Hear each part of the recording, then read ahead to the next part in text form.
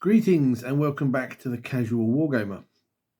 Today I'm going to do a short video about the Crusade format and why you should play it. So we've all played match play, the basic default version of the game that lends itself very much to the competitive approach. And while a lot of people do enjoy this, I think for a lot of us, it gets very old hat very quickly.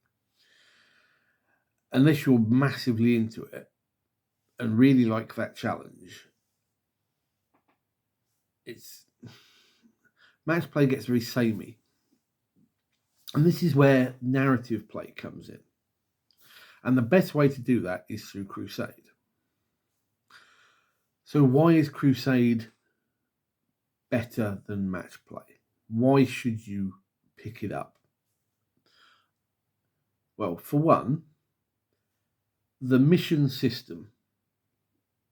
Even before you started looking at building a roster and all that good stuff, the mission system is based on a much more flexible style of game. Yes, they are generally slightly one-sided, often towards the defender. But the point of the game is not necessarily to win. You win if you play and you score experience points and you gain resource points. And if you do win, you get some other benefit. But unlike a normal game where you might get to turn 3 and go, I've got one unit left on the table, I can do nothing, I'm massively behind on points, I will concede. In Crusade, you keep going because that unit might still be able to score experience points for itself, or whatever your army-specific Crusade rules are. You have an incentive to keep going and play in order to benefit your units for future games. The narrative structure of the missions also makes a lot more sense than the Leviathan deck. With the Leviathan deck, although it's a nice format and a nice way to play, it doesn't feel particularly realistic. And yes, I know we're talking about a war game on a tabletop, little plastic men. Realistic is not usually the best word to choose. But if you look at match play, objectives sit down in the middle of nowhere. And you don't send, in a realistic modern war zone, you don't send a bunch of Marines or whoever to sit in an open crossroads where they can be shot from potentially 4 different directions to hold an objective. You would make that objective one of the buildings, or with Crusade, the missions and the objectives and their deployment make more sense because of the story you're telling. This is where the narrative comes in. Each scenario, each mission has a theme. Presently, we've only got the ones based on the 4th Tyrannic War. More will be coming out. We're getting a Prior Nexus book at some point this month in January, I believe, which will give missions that have a flavourful feel if you're playing Necrons. You can still play them against anybody, but, and you can tweak that slightly to whoever you're playing. But they're thematic. They make sense. You can kind of understand why you're defending these particular points, and the orcs are coming across the table from the far end, to try and take them off of you, sort of thing. And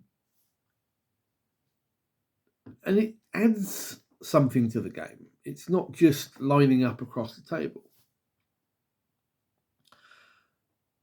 The other thing that I think is, I'm going to say important, is that Crusade is a format that is very good for new players or people starting a new army,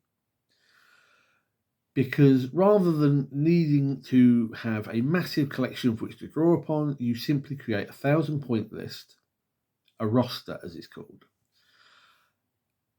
and that's what you play. And as you play, you accrue experience points, as I said, which allows you to level up and boost those units. But you also gain requisition points that can be used for other things, including adding new units, changing the war gear on a unit you've already got, increasing a unit's size, and so forth. It's perfect for starting with something like a battle force.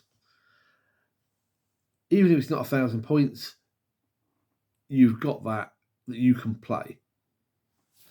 And you can paint it up, you can add to it over time, and add to your roster as you do it.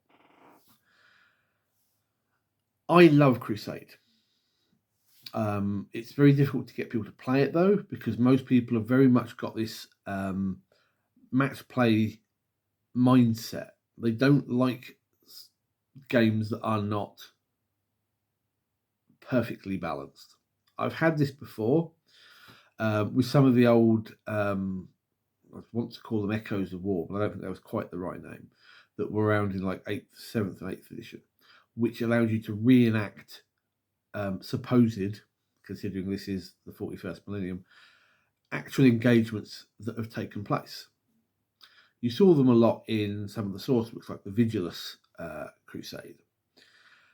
And these are often very heavily in favour of the attacker. And people try them out. And after a couple of games, they'd be like, it's not fair. If I'm the defender, I get screwed over. When the whole point of a war game, actually, especially in historical gaming where you were replaying actual battles, is to see what you could do in that situation. And Crusade does exactly the same thing. It puts you in a potential situation where you are at a slight, not massive, but slight disadvantage, and gives you the opportunity to see what you can do. And because it isn't based on winning through victory points like match play, you have, as I said, you can still keep going. You keep going to see what you can do in the 5-round time limit, and it still benefits you doing it. And it leads to it actually leads to a much more enjoyable game than match play. I would even go so far as to say, if you have an opportunity with somebody who is like-minded, you can play the Crusade missions as match play and just see what you can do. I've done this all through 8th and 9th edition. And yes, as I say, they're slightly one-sided, but you get a much better game out of it. I fully recommend giving Crusade a go if you haven't already. If you've been on the fence about it, sit down, get somebody to give a Crusade game with you and see what you think. Get a couple of games in and just see how it works. And I think you will be pleasantly surprised. Going forwards, as I mentioned in my 2024 video, I'm going to start looking at doing more Crusade content, as I think that probably fits the nature of the casual wargamer channel a bit more than looking at the match play stuff. So let me know what you think. If you've tried Crusade, what are your thoughts? Do you agree or disagree about the missions or anything else that I've spoken about? Pop them in a comment down below and let me know.